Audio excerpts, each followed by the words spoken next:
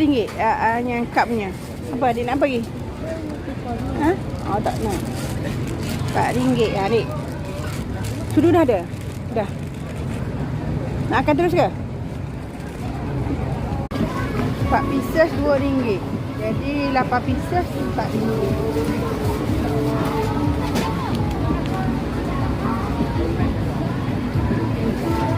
Adik, pegang. Abang punya. Nak sikit apa? Oh, ada pilih malam. Anda nak apa Roti, sayang? nak roti punya. Ha? Roti punya nak campur apa?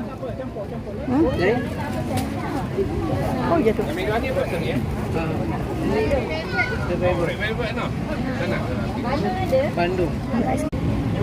Ni Bandung RM1.50. RM1.50 satu. Ini bawa balik. Ambil dek, cuba dek.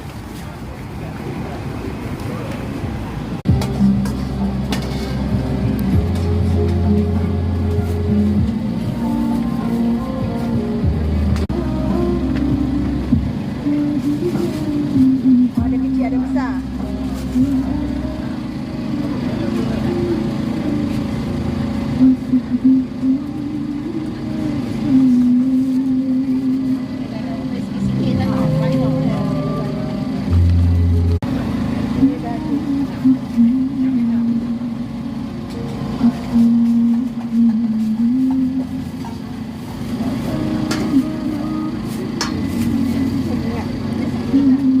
Ingat saya punya dah.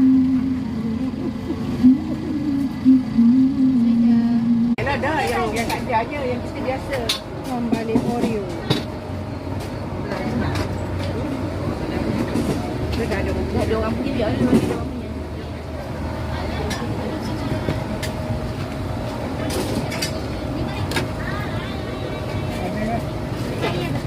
Oreo kecil satu.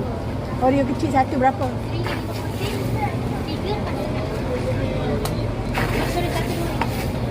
Satu RM2.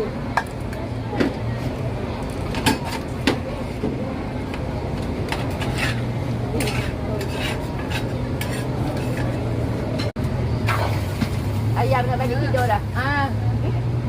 Ayam nak bagi tidur dah. Coba. Ada juga yang tak jadi ya. Dia bawa kotak-kotak macam tu dia macam bawa jenazah.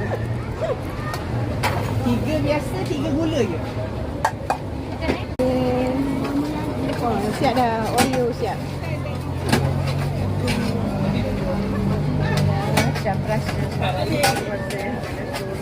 Macam-macam strawberry ya tak ada lagi.